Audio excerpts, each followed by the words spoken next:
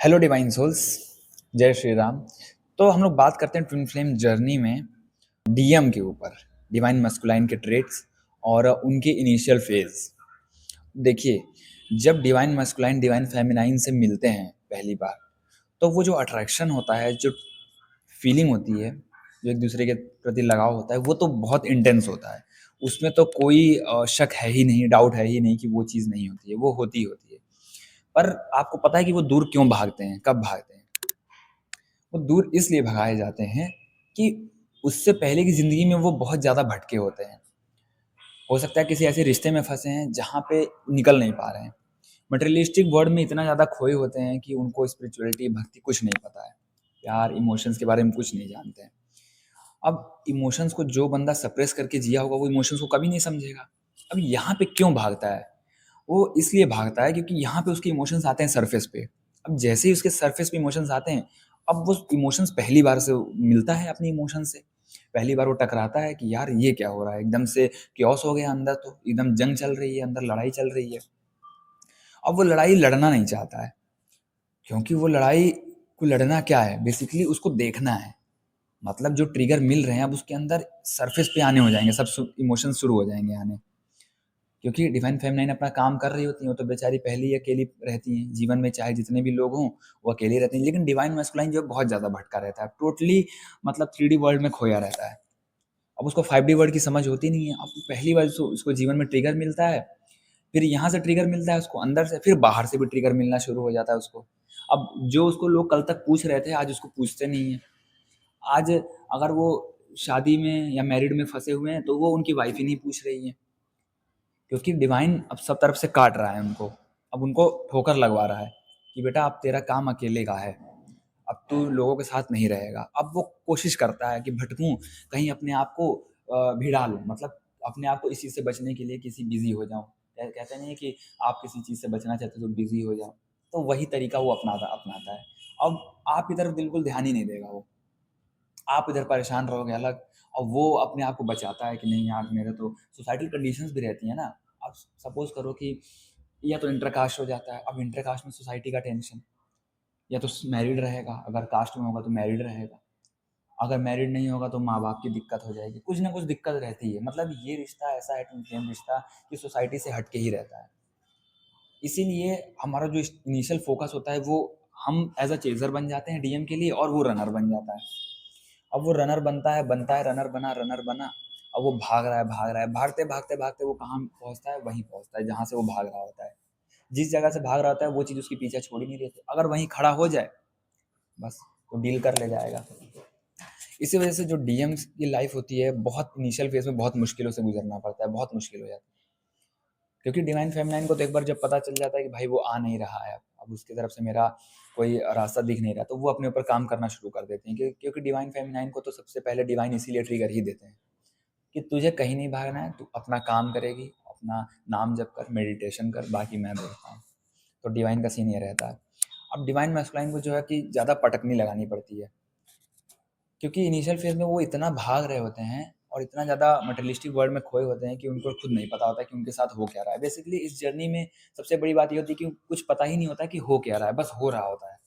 इतने ज़्यादा क्योस हो जाता है, इतना ज़्यादा क्योटिक सिचुएशन हो जाती है कि हम समझ ही नहीं पाते। एक ही दम से सारा बर्डन, ऊपर से सब लोग दूर होने लगते हैं। हमें कोई समझ नहीं रहा होता, हमारी सिचुएशन को कोई समझता ही नहीं है, कोई सॉल्यूशन नहीं मिल रहा होता है।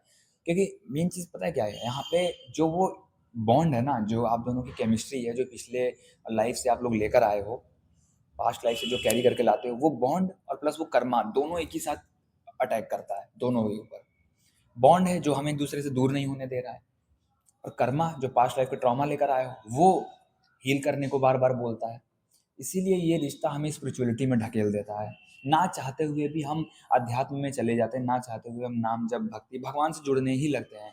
हमारी चाहे शिकायती हो, चाहे दुख हो, चाहे रोना हो, चाहे खुशी हो, हर चीज़ भगवान के साथ ही छोड़ के चलते हैं। और इस जर्नी की उससे भी अच्छी खासियत क्या है कि जर्नी हमारे हाथ में नहीं होती है, ये टोटली भगवान के कंट्रोल में होती है। टोटली गॉड कंट्रोल करते हैं, डिवाइन कंट्रोल करते हैं उसको। रास्ता ही गॉड बनाते हैं उसके लिए। मतलब उसका जो रास्ता है ना ट्विन फ्लेम में मिलने का या सेपरेशन का, जो भी चीज़ें हो रही होती हैं सब भगवान की मर्जी से हो रही होती हैं, हम कुछ भी नहीं करते हैं। हो सकता है कि थर्ड पर्सन इंटरप्ट करके हमें सेपरेट कर दे, हो सकता है हमारी मैरिज खराब कर दे, लेकिन उसके पीछे की जो रीज़न होता है, उसके पीछे का जो रीज़न होता है वो भगवान का होता है। क्योंकि भगवान तो खुद नहीं आएंगे ना, भगवान हमें किसी तरीके से सिखाते हैं, ट्रिगर देते हैं, क्योंकि उससे क्या है कि हम अपने ट्रिगर को भी फेस करते हैं और एज अ चैलेंज वो हमारे सामने आके खड़ा हो जाता है, जो कि हमारे इमोशंस होते हैं। और इतना ज़्यादा बर्डन और प्रेशर होता है हमारे ऊपर कि हम समझ ही नहीं पाते हैं, बहुत मुश्किलों में फंस जाते हैं। लेकिन जैसे मान लीजिए आज के दिन आप मुश्किल में हो, तो कल के दिन आप उससे ऊपर ही निकलोगे, नीचे नहीं आओगे। वो कैसे? अब जैसे मान लीजिए आपने ये देख लिया कि हाँ, अब मेरा काम जो है उससे बन नहीं रहा है उसके साथ। बेसिकली काम उस टाइम बनना ही नहीं होता है। इस जर्नी की सबसे बड़ी खासियत है कि उस टाइम पे आपका काम नहीं बनेगा। और क्योंकि आपको हील भी तो करना है, वरना फिर एक दूसरे से मिलोगे, फिर वही पास्ट लाइफ वाला हाल हो जाएगा। मैंने पिछली वीडियो में भी बताया था कि जितनी बार मिलाए जाओगे जल्दी जल्दी, उतनी बार अलग भी हो जाओगे। लेकिन डिवाइन क्या करता है कि जब हमें लंबे टाइम के लिए सेपरेट करता है तो फिर मिलाता है, तो बहुत अच्छे से मिलाता है। लेकिन स्पिरिचुअली इतना ज़्यादा इंक्लाइन कर देता है ना हमें, इतना ज़्यादा स्पिरिचुअली हमें मतलब ट्यून कर देता है, एनर्जेटिकली हाई कर देता है कि हमारे अंदर वो चीज़ें हील होने लगती हैं। बस यहीं से जो है हमारे जीवन की रेखा चेंज होने लगती है। यहीं से हम टोटली 360 डिग्री अपने रास्ते को टर्न कर लेते हैं। बाहरी दुनिया से कट जाते हैं, एकदम आइसोलेशन में चले जाते हैं हम, इंटरनल आइसोलेशन। बाहरी दुनिया से कट गए, लोगों से कट गए, सिचुएशन साथ ही नहीं दे रहा है। सारी चीज़ें, सारी परिस्थितियाँ विपरीत हो गई, अगेंस्ट हो गई हमारी। अब मजबूरी में हमें कहाँ जाएँगे? तब भगवान हमें अपनी तरफ बुलाते हैं।